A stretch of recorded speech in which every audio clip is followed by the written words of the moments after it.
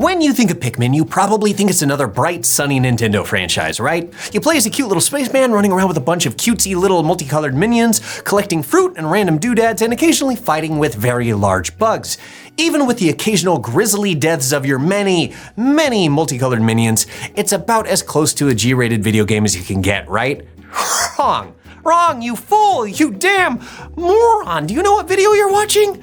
Like a surprising number of Nintendo properties, there's actually a ton of weird, creepy, insanely dark bits of lore bubbling right beneath the surface of this seemingly kid-friendly, colorful game. Here is the dark truth behind Pikmin's messed up lore. Number 1, the game takes place on a post-nuclear apocalypse Earth. PNF 404, the planet that all 3 Pikmin games take place on, isn't named until Pikmin 3, but it's pretty clearly supposed to just be Earth, or at least a very Earth-like planet that shares an alarming number of very specific similarities with our own planet.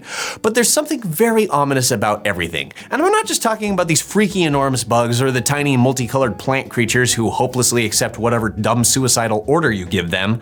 No, I'm talking about the people on the planet, or more specifically, the lack of people on the planet. The remnants of a human or very human-like civilization are everywhere, but there are no humans to be found. They either abandoned the planet or something much worse happened to them. But there are clear signs of their existence everywhere. Duracell batteries, 7-Up bottle caps, Famicom cartridges, Kiwi shoe polish, etc., and so on. Just bullshit. But when night rolls around, there are no visible lights. No cities, no streetlights, nothing. Beyond the impossible to conceive of odds of another planet just happening to come up with the same English language, identical technologies, and exact brands of a multitude of products, it's interesting to take a look at PNF 404 on a map and compare it to Earth, 250 million years in the future. Notice a few things: the way Australia and Antarctica have combined beneath the supercontinent of the rest of the world, the general shapes of the reformed continents. Everything points to the Earth that we all know and love, or, at least tolerate, in a far-flung future where humanity has all died out and our products have proved themselves to be way more durable than anticipated. But what caused this extinction-level event in this world? Say it with me, class. We all know the answer. Nuclear Armageddon, that's right. Wow, smarties, the lot of you. In the first game, one of the ship's parts you acquire is called the Geiger Counter, which is apparently necessary for flying the ship for some reason. In reality, Geiger counters are used to measure radiation in a certain nearby vicinity, and for the sake of argument, we should assume that's what Olimar's ship uses it for also. The thing is, Olimar has no idea what the Geiger Counter actually does, except that sometimes it gets real noisy. Here are his discovery notes around the item. It's the Geiger Counter. Every spaceship needs one of these, but I don't actually know what it's for. Every once in a while, it goes wild and lets out a lot of noise, but I never pay much attention to it, so it doesn't do me much good. I really should read that instruction manual one of these days. In other words, Olimar's occasionally passing by big deposits of radiation and has no idea that this is happening or what it means. We all know what it means, though, that there's a frick ton of radiation mysteriously prevalent on this planet, and the explanation, it's nuclear war. What else could it be? This would also explain a lot of what's going on in Pikmin, between the weird ant-flower hybrid creatures that the game's named after, the enormous ladybugs, and stuff like the burrowing snagret, which is a gross hybrid bird-rat creature. Heavy doses of radiation plus a few billion years, and suddenly everything makes a lot more sense. Just Duracell batteries are hanging out still too. They haven't mutated. Those things will last forever. Number 2, the games are actually about a demon's awakening. To preface this, we should probably explain a relatively famous Japanese urban legend demon called the Umibozu. The Umibozu is a demon that lives in the ocean waiting for ships to come by so it can attempt to capsize them, and in some legends, take the captain if the captain has failed to offer the Umibozu proper respect. You see where this is going yet? There are 3 enemies throughout the entire Pikmin series, which are almost entirely water-based. There's the Gulix, the Water Wraith, and the Plasm Wraith. And there is heavy evidence that each of these beings are meant to represent the Umibozu in some way. Namely, in that they are being comprised entirely of water, but also in the plots that bring your characters to PNF 404. In Pikmin 1, a passing asteroid knocks Olimar's ship out of space and onto Earth. In Pikmin 2, this doesn't happen. Olimar and Louie are planning to land on the planet already, but there's the subtle detail in their flight path which is given almost no attention. Ah, you see that? Their ship barely misses a second asteroid impact by a hair's length. But what's the significance? It's meant to represent Umibozo capsizing the ship, bringing it down and removing its ability to continue. And then again, in Pikmin 3, the Koppaites headed toward the planet are grounded by some kind of unexplained disaster. Hell, even in the game's ending, we're meant to believe that it's something supernatural. But the darker part of the Umibozu legend is its focus in getting the captain. And while the Gulix doesn't seem to have any particular features that make it seem like it's targeting Olimar specifically, it does have a unique property. It doesn't leave anything behind. Nothing to make more Pikmin with and no treasure parts. But when you encounter the Water Wraith in Pikmin 2, the parallels get clearer. In a cave known as the Submerged Castle, something terrifying occurs. The Water Wraith appears if you stay in any level of the cave for more than 5 minutes. It drops 2 massive rollers on the ground, then appears in the level and endlessly chases you. Your Pikmin can't damage him, all you can do is run. But here's the weird part. When the Water Wraith first appears, the Hoketate ship scans it and ominously tells you that although it can physically see the creature, it can't detect it with its sensors. The ship even says, could its physical form be anchored in another dimension? Attacking it is futile if we could only force it to take on physical form. Things hit the fan in Pikmin 3 with the final boss, Plasm Wraith, a golden liquid creature who seemingly has an obsession with Olimar.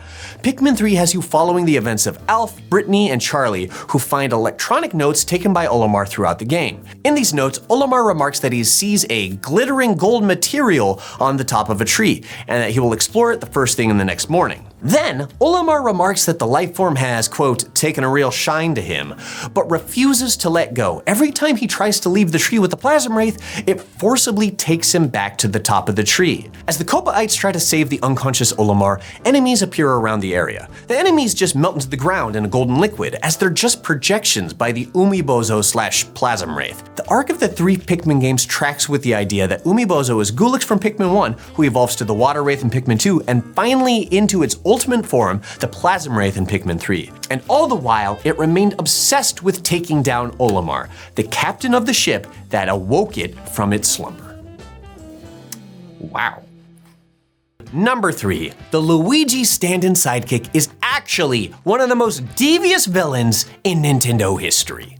Pikmin 2 introduced us to Louie, Olimar's goofy, slightly taller and lankier sidekick. And if Olimar is the generic heroic Mario stand-in, Louie is meant to be Luigi. But Nintendo was too clever to leave it at just that. No, the whole thing is a setup. Make Louie seem like the harmless Luigi-style goofball moron designed for comic relief, when in fact, he is the most twisted villain that the Pikmin series has to offer. Louie is a rookie employee of Hokotate Freight. On his first shipment ever, he's allegedly attacked by a ravenous space bunny that eats the entire shipment of Golden Peak carrots, sending the company into a crippling 10,100 Poco debt. The only hope for the company is to have Olimar and Louie travel to PNF 404 to collect enough treasures to pawn the company out of debt. But at the end of the game, when Olimar takes off to his home planet to get that company out of debt, he realizes that he has accidentally left Louie behind on PNF 404. While the credits roll, we see Louie looking frightened and exploring the strange and unfamiliar planet that he is doomed to inhabit. There is, however, a post-game return to Pikmin 2, wherein Olimar returns to PNF 404 to get even more money for his company and to rescue Louie, hopefully. Eventually you find him deep within the center of a circular cavern, but when you approach him, a monstrous spider creature, the Titan Dweevil, appears. It's equipped with weapons that seem specifically designed to kill Olimar's Pikmin, attack them with their weaknesses: electricity shooter, a water gun, a flamethrower, poisonous gas. And all the while, Louie sits on the Titan Dweevil's head, allegedly unconscious. When you finally defeat the Dweevil and rescue Louie, things start to get strange. The ship's description of Louie reads, quote, after he was kidnapped, he somehow managed to hijack a colossal insect's brain. Olimar even wonders, quote, could he have been controlling that beast all along? Adding even more fuel to the fire is the fact that you receive emails from Louie's grandmother establishing that Louie enjoyed playing and toying with bugs as a child, but would also, eat them. But Louie's story gets even darker. You see, if you 100% Pikmin 2, you get a special cinematic entitled Louie's dark secret. That's right, it's revealed that the entire premise of the game was a lie. The golden Pikmin carrots, whose value was so great that their disappearance sent the company into crippling, insurmountable debt, were not eaten by a ravenous space bunny after all, but by Louie. Your partner was responsible for every Pikmin death in the game. Yes, inadvertently, but still responsible. It would be like finding out that Luigi sold Princess Peach to Bowser. Even if you don't buy into the theory that Louie was in control of the Titan Dweevil, which he totally was, he's the whole reason that the conflict in the game exists at all. He's the bad guy. But Louie's deceptions don't end in Pikmin 2. While Olimar and Louie are not the focus of Pikmin 3, they both play an integral role in the game. The Kopaites, the protagonists of Pikmin 3, come across Louie still in PNF 404, always in some sort of distress. They rescue him a few times, but the first time they rescue him, Louie wakes up, hijacks their ship, and lands it further away and steals all of their food because Louie's, I don't know, just Louie's a dick, guys. The home planet of the Kopaites has run dangerously low on food supplies, and their aim on PNF 404 is to bring home as much food as possible. So why would it be that their home planet suddenly has no food? And how could it be tied to the previous games? Well, some have suggested that the shipment of golden Pikmin carrots from Pikmin 2 that Louie ate all by himself were intended to arrive on Kopai. We never do learn their official destination. So yes, this is a little bit of speculation, and it's technically headcanon, but there's a clear line of evidence that it was Louie who ate them, who's an even greater villain than we had initially anticipated, who literally has contributed to mass starvation of an entire planet.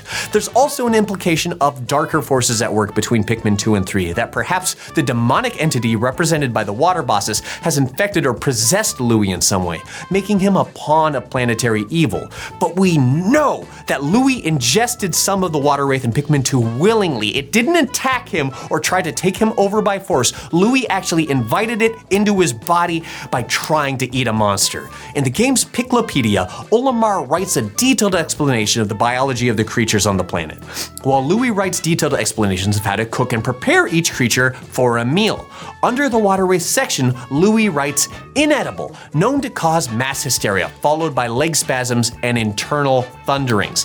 How would he know that? The same way Louie's been able to write his food preparation notes for everything. He ate some of it, and now it's become part of him. The saga of the possessed Louie continues in Pikmin 3, where we are treated to a number of video logs recorded by Olimar, and the final one is Olimar approaching the enormous oak tree that serves as the spot for the game's final battle against the Plasm Wraith. And he says some things very, very telling about Louie in the last log. He specifically calls out that Louie is perpetually mute, virtually never speaking at all, but here he speaks up to warn Olimar against disturbing the site, and knows to run away before there's any sign of the Plasm Wraith emerging. If the Plasm Wraith were in his mind or controlling certain aspects of his consciousness, it would make sense to warn away interlopers from intruding on his, master's domain. It would also make the ending of the game make just a lot of sense. See, by that point, Louie's back on the ship and tied up. But when you 100% the game, the Kopaites mentioned that Louie was on the ship when it took off, but that he's no longer aboard. So where is he? We have to look at the post-credit sequence for that, where a strange object falls to PNF 404. At first glance, it almost appears that there's yet another ship crashing for another game, Pikmin 4, whatever. The Pikmin run excitedly towards the crash site, but the implication that it's Louie who's crashing changes the tone remarkably. Those Pikmin aren't running toward another ship and another fun adventure. They're running toward the greedy, hungry, demon-possessed lying monster who's there to serve his evil master. You know what, Louie? Screwy you.